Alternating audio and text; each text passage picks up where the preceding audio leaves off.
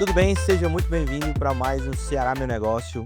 Hoje eu tô com um cara aqui, que é um cara que eu conheci numa roda de amigos ali, treinando comigo. Ele é especializado em direito ali para empresas, mas antes vamos falar um pouquinho dos nossos patrocinadores. A gente tem a Tribo Concursos ali, é uma das principais empresas que a gente consegue entender melhor como planejar o futuro através ali do concurso para que você consiga viver melhor. Você consegue ter todo o plano, tem acompanhamento de estudo, então dá uma olhada lá, vai aparecer as redes sociais deles aí e o site deles também para vocês conhecer a Tribo Concursos, tá? E a gente também tem a 55 Energy, é uma das principais empresas hoje aqui no Nordeste de energia solar, uma das maiores empresas que eu já vi ali de ter todo o planejamento de energia solar, usina solar, para você e para sua casa também. Eles estão com serviço novo que eles conseguem oferecer uma oportunidade melhor para que você tenha uma conta de energia ali acima de 300, R$ 200. Então, dá uma olhada também lá, acompanha lá e também segue nossas redes sociais lá, ó, vai lá, não lembra que só tem YouTube, a gente também tem tá dentro do LinkedIn, a gente tem o nosso Instagram e dá aquela moral lá pra gente. E esse podcast tem o intuito de ajudar ali, não só você também, mas todos os empresários que são ou cearenses ou que faz negócio aqui no Ceará. Beleza? Obrigadão, dá lá uma conferida e vamos pro episódio, né. Hoje a gente tá aqui com o Daniel, que é o Daniel. E aí, cara, como é que tá, tudo bem? Tudo bem, obrigado, Tiagão. Cara, lá no jiu-jitsu a gente chama uma madruguinha, né. Isso. Cara, e ele tem uma empresa, tá, e me chamou muita atenção que ele é especializado ali em direito para empresários, para negócios. Conta um pouquinho da tua carreira, de como tu colocou aí o teu escritório. Cara, toda a minha carreira eu tentei fazer com que ela fosse voltada para ajudar empreendedores, ajudar empresas de todo tipo de segmento, então eu sempre direcionei muito meus estudos e toda a minha atuação profissional para o direito corporativo, né. Legal. Eu sou advogado já vai fazer 10 anos, né, Cara, nem parece. Pensei mas que tu tinha uns 25 anos. não, eu tenho 34 já, pô. Ixi, entregou a idade, pô, logo no Me começo. formei me formei ali em 2016. Legal. E comecei a advogar, desde sempre, sempre estagiei em escritório de advocacia e consegui colocar meu escritório de advocacia no ano passado junto com meu sócio Danilo. Certo. E a nossa atuação, enfim, eh, vamos dizer assim, é uma atuação muito ampla, muito global, assim, para empresas. Exato. Cara, eu tenho muita dúvida, sobre essa parte do que usar, não usar, quais são as principais cláusulas aí que a gente utiliza dentro de negócio, né, quando a gente fecha contrato e etcétera, mas também das particularidades que a gente tem obrigações dentro da empresa, né, na parte de direitos, né. Ah, tu acredita que as empresas hoje, elas estão mais atentas a isso ou vocês têm que chegar muito forte? Vocês têm que acordar mais o empresário dos direitos que ele tem do que também que os clientes têm? Cara, é uma mistura dos 2. Certo, Primeiro que o empresário ele não tem a obrigação de saber direito, não tem a obrigação de saber, a parte jurídica. Ele tem que saber o negócio dele, ele tem que saber o produto dele, o serviço legal, dele, tem que legal. saber vender, tem que saber escalar. Certo, Quem tem que saber direito propriamente é o advogado e quem tem que saber auxiliar o empresário também é o contador, né. O empresário ele sempre tem que contar com a ajuda desses 2 profissionais e o mais indicado é que tanto, o jurídico quanto a contabilidade andem próximo. muito próximos, né. E assim, eh, todo modelo de negócios, ele é totalmente diferente do outro, vamos dizer assim. Então, tanto a contabilidade quanto o jurídico, ele tem que se adaptar a atender aquele modelo de negócio, porque a legislação ela pode ser genérica, ela pode ser aplicável para todo mundo, mas, vamos dizer assim, uma advocacia mais refinada, uma advocacia, ela se parece muito com um trabalho de alfaiataria, vamos dizer assim, né, Mais customizado. mais customizado. Você tem que saber traduzir o direito para o modelo de negócio do seu cliente, senão Cara, acaba não rolando, né. pra ti, pra vocês, qual o principal problemas hoje que vocês encontram nas empresas, assim, dentro dessa parte do empresário de ser muito leigo, então ele não vai atrás e procurar um escritório de advocacia? Cara, é muita falta de informação. E também o empresário ele acaba se confundindo, se atrapalhando muito por conta do nosso ambiente de negócios brasileiro, né. Eu Hum. estava revisitando esses dias, inclusive, o estudo da Heritage Foundation, que traz o índice de liberdade econômica. Certo, E, legal. só para você ter uma ideia, é um estudo feito com mais de 180 países, né. O Certo. Brasil ele está ali na na posição número 132 ou 134, não me recordo direito, mas ele está muito Ah, abaixo dos países, desenvolvidos que têm um índice de liberdade econômica mais alto. Hoje o primeiro país é Singapura, o último, salvo engano, é Coreia do Norte ou é Venezuela, um desses 2, cara, não sabia disso. né. E o Brasil ele está mais para a parte de baixo da tabela, ali, do que para a parte de cima, né. E Entendi. um dos, sem querer te interromper, mas um dos fatores que fazem isso é, a capacidade de facilidade de abertura e fechamento de negócios, eh, segurança jurídica, efetividade do poder judiciário. Também tem uma questão fiscal e tributária, que aqui no Brasil, ela é muito agressiva contra o empreendedor. Então todo esse ambiente, ele faz com que o empresário ele tenha um custo de adequação, tenha um custo de andar na linha, que às vezes, cara, é praticamente impossível uma pessoa andar 100% na linha. E óbvio, não é culpa do empreendedor, né. Muito disso a gente consegue atribuir ao próprio sistema que, pô, às vezes, ao invés de ajudar, Atrapalhando. acaba trazendo uma série de grilhões ali para o empresário, cara. Cara, tu falou um negócio sobre a parte de segurança jurídica, né. Eh, uma empresa quando ela não tem escritório, assim, quando ela não é acompanhada, tu acredita que ela corre um risco maior? Cara, sim, porque primeiro que a gente tem que ver que o jurídico ele acompanha todo o ciclo de vida da empresa, certo? Para você Desde o fazer início. para você fazer a abertura de uma empresa, você precisa primeiro registrá-la na junta comercial. Primeiro entrave é esse. Para você fazer o registro na junta comercial, você tem que elaborar um contrato social. Certo. Obviamente que existem contratos sociais padrão, com cláusulas padrão, inclusive minutas validadas pela junta comercial e pelo próprio DRE, que é o órgão, vamos dizer assim, é o órgão que dá as diretrizes no registro de empresa, Certo. mas, assim, um contrato social padrão, como qualquer contrato padrão, ele nunca vai atender 100% aquele negócio se ele não for pensado, com estratégias jurídicas, Legal. né. Porque um contrato social padrão, ele vai dar ali aqueles requisitos que o Código Civil, traz para que a sua empresa seja válida. O que é que eu quero dizer com isso? É que aquilo ali vai dar a certidão de nascimento da tua empresa, mas se não tiver um refino maior, não vai passar disso, sabe. E aí a gente sai um pouco do o que é validade jurídica, o que eh, está certo do ponto de vista jurídico, para as melhores práticas empresariais, tá. Tá. E aí a gente sai dessa parte de registro, a gente vai sai do registro. A empresa ela tem que vender, ela tem que faturar, né. Aí a gente já começa a pensar em Certo. contratos de fornecimento, contratos de venda, contratos de prestação de serviço, começa a obrigações fiscais e tributárias, né, emissão de nota fiscal, relações com empregados, relações com o governo que muitas vezes fogem dessa parte tributária, né. Tem muita empresa que é regulada, por exemplo, postos de combustíveis são muito regulados, empresas que fornecem medicamentos, empresas na área da saúde. Eu não tinha pensado nisso. Então tem uma série de regulações, né, o nosso ambiente empresarial, ele é muito regulado, né, tanto é que hoje, a gente tem diversas, agências reguladoras, né, isso começou lá, com o processo de desestatização lá do governo Fernando Henrique, Certo. e aí o que é que foi a ideia? A gente tira o Estado da atividade econômica direta, mas ao mesmo tempo a gente cria, as agências reguladoras que são entidades públicas, que vão dar ali as cartas do jogo daquele determinado setor.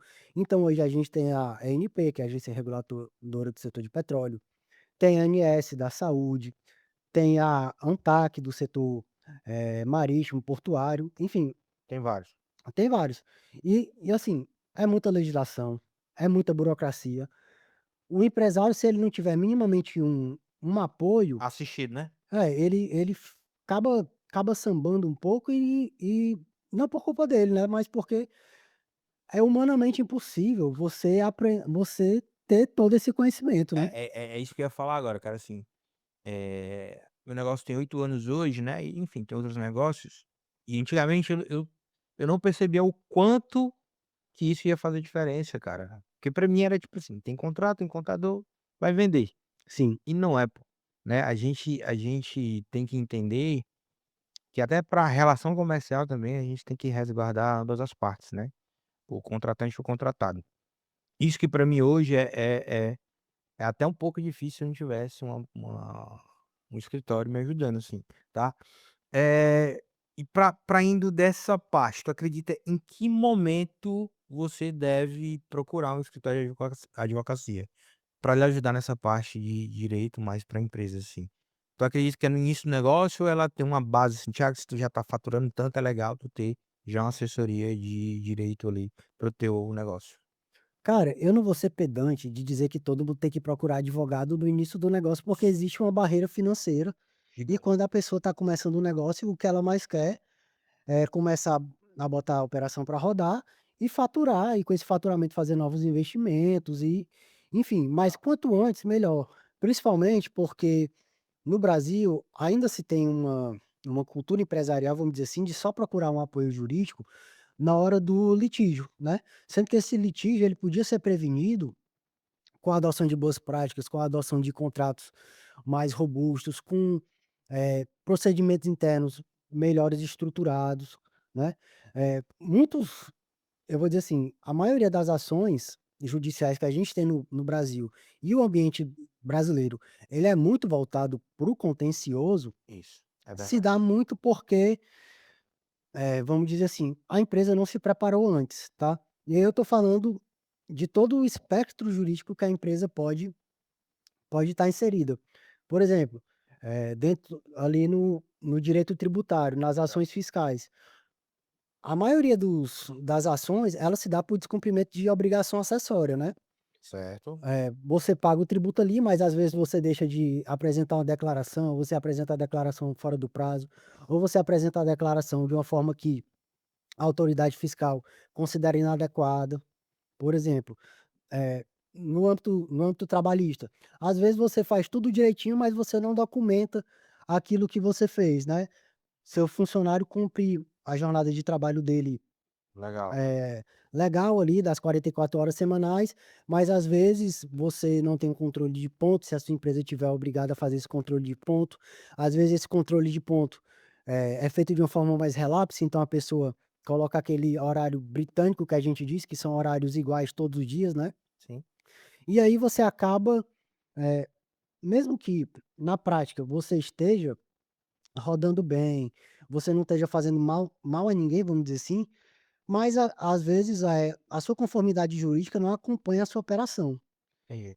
Então, assim, contar com o apoio de um jurídico, existem vários níveis de jurídico, né, mas o ideal é que o jurídico te acompanhe em todas as etapas do teu negócio, Certo. né, porque na minha visão, tá, Tá. um bom jurídico não é só aquele que sabe muito bem o direito. O jurídico ele tem que saber de negócios Ajudar. para ajudar e para saber qual a Legal. melhor solução para aquela determinada demanda. Porque, assim, mais uma vez, cada negócio tem suas particularidades e o jurídico ele tem que se adequar a isso também, sabe. Entendi, entendi. Cara, e desde o início já queria fazer isso quando tu era mais novo? Cara Ou foi: "Cara, vou fazer direito", quando cara, despertou isso mais velho? eu fui meio que jogado para o direito, assim, né. Hum. Eu sou ali de uma geração que eu me formei na escola meio em 2000 e me formei na escola em 2010. Eu não sabia muito bem o que eu queria da minha vida, e eu tenho um background de pais que são concursados, então sempre teve aquela cultura muito forte lá em casa de Concurso. concurso público, mas eu nunca entendi que eu me encaixei muito nesse ambiente de concurso. Eu não sou uma pessoa que gosta muito de burocracia, eu sou uma pessoa muito a favor de liberdades individuais, eu não sou a favor de Ah, burocracia, eu não sou a maravilha. favor de, enfim, e eu nunca me vi, cumprindo aquela jornada em gabinete, você fazendo a mesma coisa todo Todo dia, dia. aquele operacionalzão. Então eu sempre fui uma pessoa muito com um olhar muito voltado para um aspecto mais de liberdade, de criatividade. E aí, enfim, eu fui jogado para a faculdade meio por uma questão situacional, né. Meu pai dizendo para eu fazer direito ali, porque tinha muita oportunidade de concurso público, apesar de eu saber que aquilo ali não era para mim, mas o direito ele tem um espectro muito muito grande. E dentro da faculdade, eu entrei ali em 2011, foi numa guinada muito boa aqui no movimento liberal de Fortaleza, né, participei ativamente ali, não vou dizer no comecinho, mas participei ali numa crescente, então, na faculdade foi um momento em que eu estudei muito sobre sobre economia, estudei muito sobre negócios, me aprofundei muito em escola austríaca de economia, Legal. em escola de Chicago. Isso tudo eu fui, né, me direcionando tanto intelectualmente quanto profissionalmente para essa parte da advocacia, né, porque, como eu disse, o direito ele tem um espectro muito grande, mas a única profissão mesmo 100% privada que você tem assim, mais liberdade é a advocacia, porque todas as outras carreiras jurídicas são voltadas para o setor público, né. Sim, sim. Cara, legal, cara. E e hoje tu acredita que se satisfaz mais ajudando empresas? Sim, eu acredito que, assim, a gente vive num ambiente de negócios tão travado, tão engessado, e tem tanta gente boa querendo fazer o bem, cara, Cara, que, que o empresário peca mais, assim, pra ti hoje?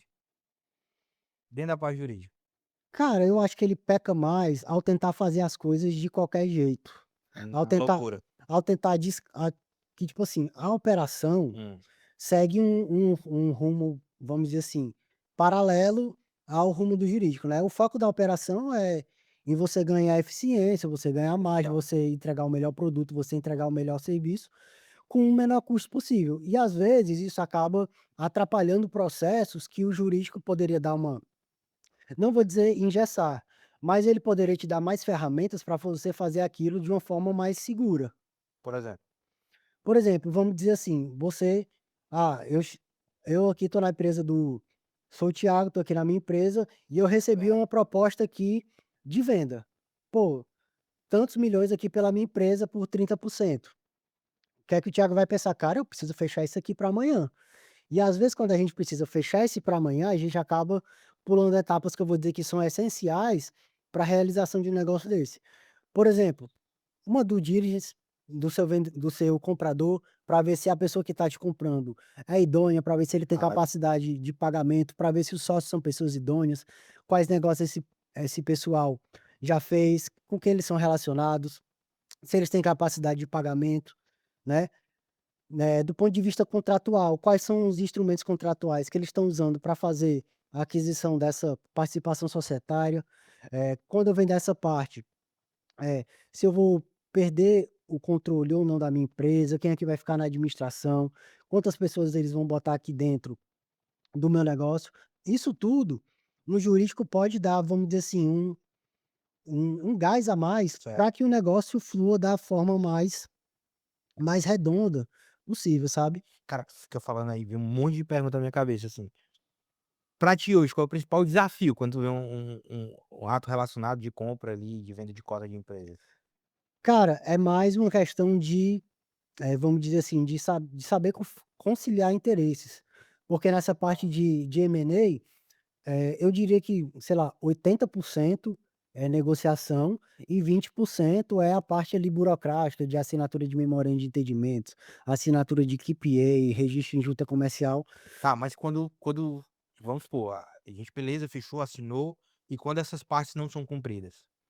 Pois é, aí a gente volta para aquele ponto que a gente começou no Certo. início, que é de segurança jurídica, né. Infelizmente, no Brasil, se cria é cultural, contratos não são cumpridos e infelizmente o poder judiciário ele não consegue É isso que eu ia te trazer perguntar. a efetividade maior para esses contratos, certo? Mas aí a gente consegue, vamos dizer assim, trazer níveis de proteção maiores para o empresário nesse ponto. Então, por exemplo, uma operação, de fusão, aquisição, de compras, o ideal é que a gente antes de ir para o poder judiciário, né, deixar o judiciário ali como última medida e a gente tentar meios alternativos de solução desses conflitos, como mediação, né. Certo. Hoje existem câmaras, de mediação e de arbitragem, muito competentes, que eles fazem, eu não vou dizer o papel do judiciário, porque de fato, a gente sabe ali em direito processual, em direito constitucional, que o uso da jurisdição é exclusivo do poder judiciário. Certo. Mas, hoje em dia, essas câmaras de mediação e de arbitragem, eles fazem um trabalho muito competente em fazer a composição desses conflitos, trazer as partes para a mesa, negociar, né, ajudar nessa negociação. Então, tem pessoas muito capacitadas, tanto do ponto de vista de conhecimento jurídico, como de conhecimento de negociação, de conhecimento, negocial mesmo, que ajuda as pessoas a fazer a composição. E, se a composição não der certo, ainda existe um outro estágio, que é o da arbitragem. Tá. Que chega muito mais próximo, vamos dizer assim, do que um juiz faria, né. O árbitro, por exemplo, num conflito societário, as partes vão colocar o caso ali para ele, e ele vai dentro da expertise dele, né, Certo. eh, dar uma sentença arbitral, que a gente chama, que ele vai resolver aquele conflito, e aquela sentença arbitral, ela vai poder ser executada no poder judiciário. Qual é a vantagem disso para o empresário? É que o judiciário hoje, ele primeiro, ele é atolado de processos judiciais. E às vezes se carece de um nível de especialização em matéria empresarial. Em São Paulo isso é mais desenvolvido, né, lá tem, eh, câmaras tanto em segunda instância quanto no primeiro grau, nós temos várias especializadas em direito empresarial já há muito tempo. Aqui no Ceará, recentemente é que foram implementadas as varas especializadas em direito empresarial, Certo. que elas conglomeram todos os assuntos em matéria empresarial, societária, recuperação judicial e falências do estado do Ceará. Uhum. Mas ainda, vamos lá, são 2 varas e o contingente processual é muito grande, tá. E o direito empresarial, ele é tão refinado, vamos dizer assim, ele é tão ultra especializado, que às vezes essas varas acabam não tendo, um nível de especialização daquela disputa em específica. E a vantagem da arbitragem, por exemplo, é que as partes de comum acordo podem eleger um árbitro que seja especialista naquele Naquele assunto. Entendi, entendi. E aí isso ajuda nessa parte. Ah, com certeza, porque pelo menos as partes, né, vão ter a certeza ali, ou pelo menos a probabilidade muito maior de que aquele conflito ele vai ser resolvido de uma forma mais justa, Entendi, entendi. sabe. Você elimina muito os custos, eh, do judiciário nesse sentido de insegurança. Sabe, porque, assim, judiciário, infelizmente, é meio que uma aposta, né.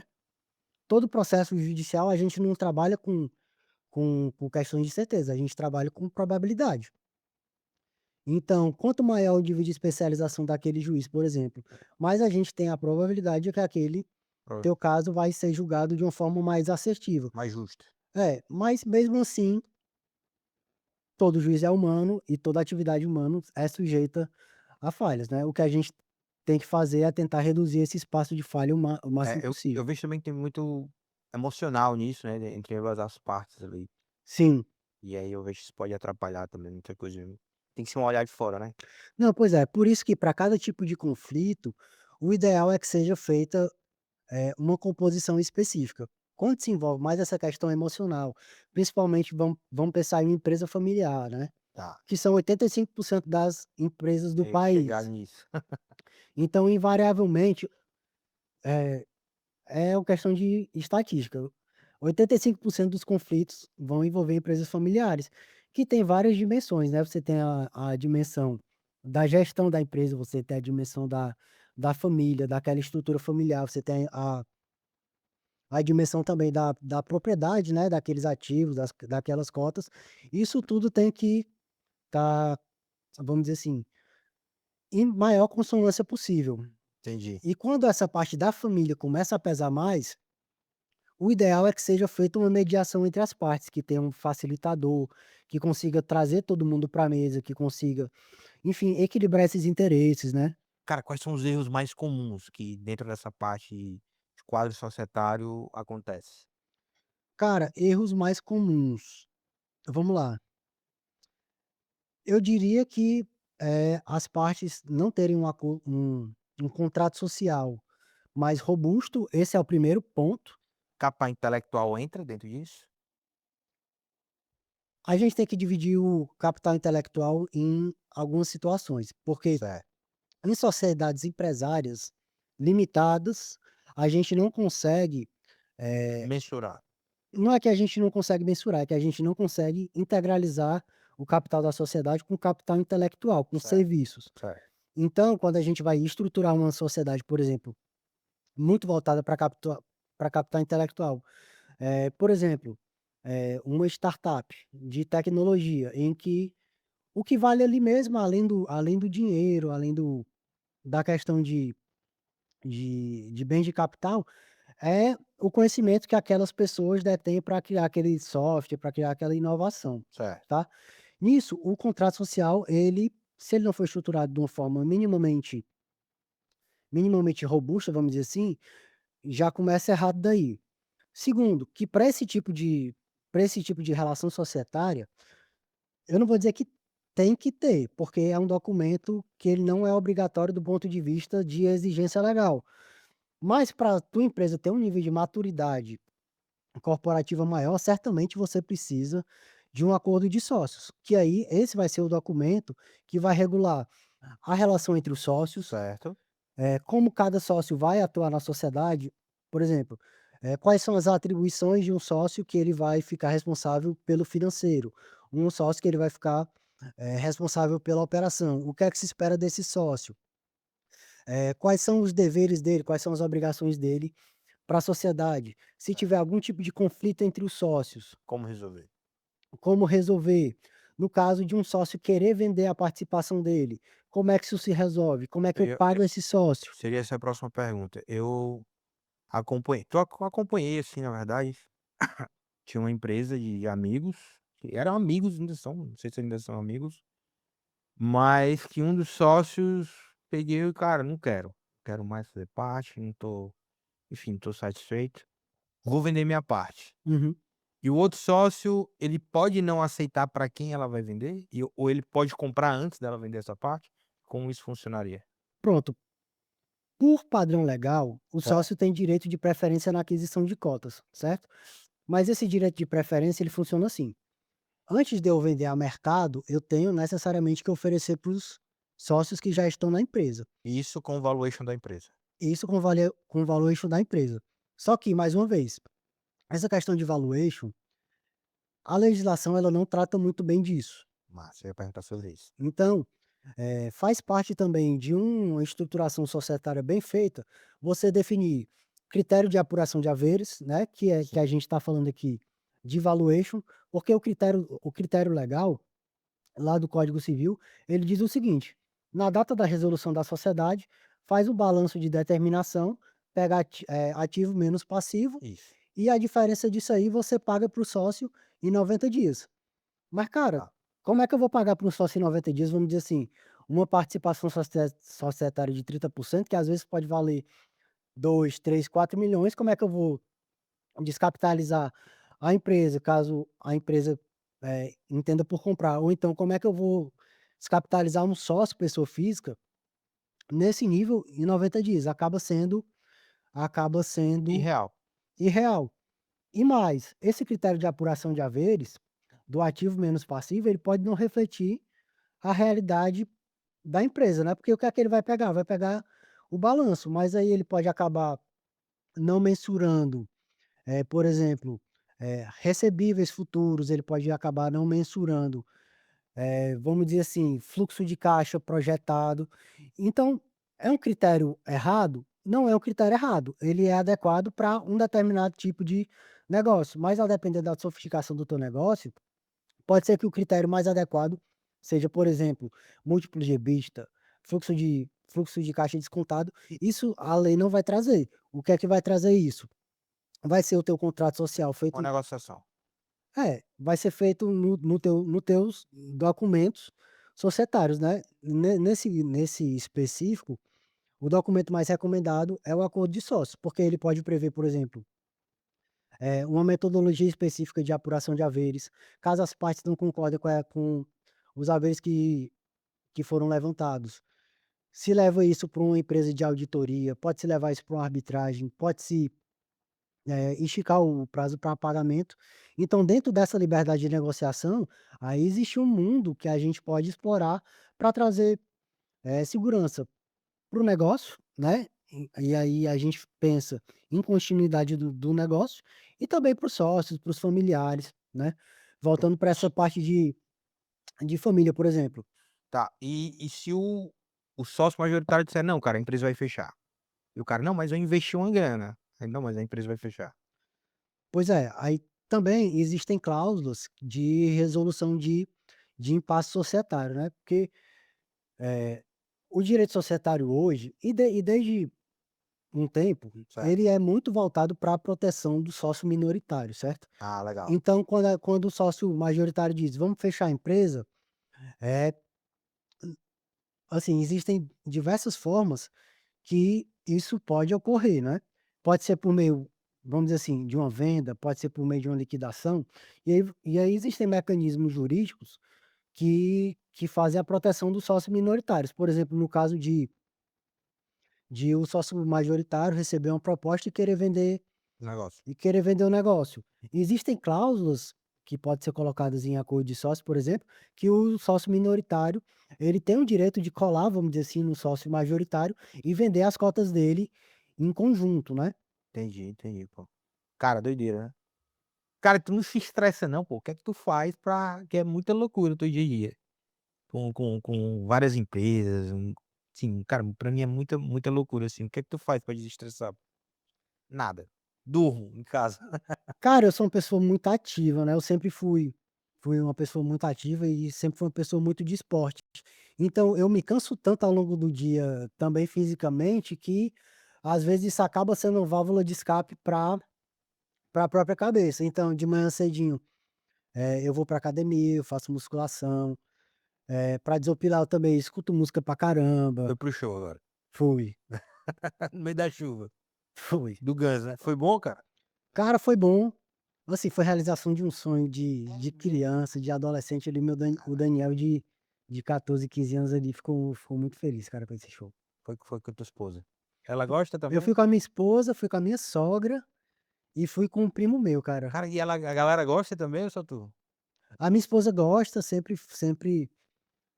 a gente sempre teve esse gosto musical muito parecido, e a minha sogra ela é mais old school, vamos dizer assim, então ela cresceu, né, ouvindo esse tipo de música dos anos 80, dos anos Cara, a galera 90. é mesmo, né, tem muita gente na minha família que gosta de Scorpions e tal. Ela foi pro show do Scorpions, a minha Foi? sogra foi pro show do Scorpions, foi pro show do Paul aqui em Fortaleza, Massa, não perde uma. massa, massa. Cara, massa. E o que é que tu imagina, cara, pra daqui um tempo? Tu acredita que as empresas elas vão ficar mais próximas, vão entender mais sobre assessoria jurídica? Porque eu vejo que hoje a gente tem muita informação na nossa mão, né? É, assim, a gente vive num paradoxo, né, porque ao mesmo tempo que a informação nunca foi tão barata e nunca foi tão fácil, mas ela é jogada de uma forma tão abundante que você não consegue absorver tudo, é humanamente impossível, né. Inclusive o professor Hayek, né, da da Escola Austríaca de Economia, ele pontuou muito bem isso, né, que o conhecimento na sociedade, ele é disperso, por isso que, sociedades muito autoritárias, muito centralizadoras tendem a não dar certo, porque uma pessoa só não consegue ser iluminado o suficiente para dar resposta para todos os problemas da sociedade. Mas respondendo diretamente à tua pergunta, vai ser uma necessidade Certo. do empresário de procurar uma adequação jurídica maior. Primeiro porque o mercado filtra empresas que, não sabem jogar o jogo grande, eu acho, né. A Concordo. apesar de que, a maioria avassaladora das empresas brasileiras, elas são micro e pequenas empresas, né, inclusive são os maiores empregadores, mas o mercado ele vai se profissionalizando e ele vai filtrando empresas que ou não estão dispostas ou não sabem jogar o jogo que tem que ser jogado. E segundo que a gente está numa mudança de paradigma muito forte agora, que é com a vinda da reforma tributária, Sim. né. Então a gente tem um novo sistema jurídico vigente e, assim, tributação, ela impacta a vida de todo mundo, seja você pessoa física, seja você pessoa jurídica, a tributação ela impacta a sua vida, e para empresas isso tem um ponto de gravidade maior, porque as empresas precisam, eh, se adequar. Não existe Não tem mais como fugir. não tem mais como fugir, principalmente porque os órgãos fazendários hoje, eles têm a tecnologia muito como aliada. Então existe um cruzamento de informações muito precisas. Os auditores fiscais, seja de âmbito federal, seja de âmbito estadual, são altamente especializados, são pessoas altamente capacitadas. Então, assim, aquele jeitinho, aquele: "Ah, vou deixar para depois, vou fazer de qualquer jeito", ele acaba não vai colar mais, cara, não vai colar mais. Tá. E aí vocês estão aconselhando muito as empresas a cair para cima da reforma tributária, a entender, a regular o seu negócio. Cara, sim, inclusive esse é um ponto que, eh, inclusive eu conversei com alguns amigos meus de setores econômicos diversos e eles dizem que não estão dando tanta importância ainda para a reforma tributária, o que eu acredito particularmente que seja um erro, porque Também. a reforma tributária, ela foi se costurando ao longo dos anos, né, ela entrou em vigor esse ano de 2026, tá, começou a produzir efeito esse ano de 2026 e a gente vai ter uma transição até 2033. Certo. Ano que vem, a gente já tem, a implementação de fato, dos novos tributos, né, sobre o consumo que são o IBS e a CBS. Isso, E aí progressivamente vai deixar de existir o ICMS como a gente conhece hoje e o ISS. exatamente. Também sai de jogo o PIS/COFINS e entra a CBS, que é a contribuição sobre bens e serviços. Sim, E assim, não é que é uma substituição de tributos, né, eu não estou trocando, vamos dizer assim, o ICMS e ISS pelo IBS-CBS, é que são tributos totalmente distintos. Então, por exemplo, atividades que antes não eram tributadas, como locação, hoje passam a ser tributadas. Então até pessoas físicas que têm ali sua renda proveniente de aluguel, tem que ficar ligada nessas alterações, porque vai impactar a vida deles. legal. E o cara que quer te encontrar hoje, para falar sobre a reforma tributária, como ele te acha? Cara, é muito fácil, nossas redes sociais, são abertas, né, tanto a minha pessoal quanto a do meu sócio, Vai estar aí, viu, galera, as redes sociais deles. e, enfim, quiser tirar alguma dúvida, se quiser mandar uma mensagem: "Pô, Daniel, tô com uma dúvida sobre direito societário, direito tributário", manda lá uma DM pra gente, enfim, o contato é bem tranquilo. Tá, legal. Eh, e que conselho tu dá para o cara que tá fazendo direito e quer abrir um escritório de advocacia hoje, cara? Cara, estude muito, não só sobre direito, estude muito sobre negócios e procure se intelectualizar o máximo possível. Leia muita literatura, leia muitos clássicos, expanda seu horizonte, expanda seu repertório, porque, eh, pode parecer uma bobagem você, se expandir, né, para além do direito. O cara pode pensar: "Não, pô, eu sou advogado, eu tenho que saber de direito". Beleza, amigão, você e 1.000.000 e tantos mil advogados sabem direito. O que vai te diferenciar, cara, é a tua capacidade de ter empatia com o problema do teu cliente, o que vai te diferenciar, a tua capacidade de entender na vírgula o negócio do teu cliente, o que vai te diferenciar é a tua vivência para saber resolver problemas que são cada vez mais complexos, de uma forma que a letra fria do direito não vai te dar. Tá, cara. Cara, brigadão por ter participado, cara. Eu que agradeço, então, é Cara, sempre um prazer. tem muita coisa que eu fiquei com dúvida ainda, depois a gente vai conversar mais, né. Até para aconselhar também a galera que acompanha a Sim. gente, tá. Mas feliz demais de você ter vindo aqui para conseguimos, né. Eu que Deu agradeço, a cara. gente remarcou algumas vezes. Sim. Mas é sempre um prazer bater um papo contigo, velho. Cara, valeu, cara, brigadão. Pra você que acompanha a gente, muito obrigado, tá? Siga lá nossas redes sociais, lembrando lá nosso Instagram, Será Meu Negócio, lembrando que a gente tá no LinkedIn também. E eu fico muito feliz de ter você vindo acompanhando toda a nossa trajetória. A gente tá conseguindo ali conquistar grandes resultados. Tá vindo a galera massa ali também. Vai ter muita gente foda aqui que eu gosto de falar muito essa palavra, tá? E fiquem com Deus, forte abraço, até mais, tchau, tchau.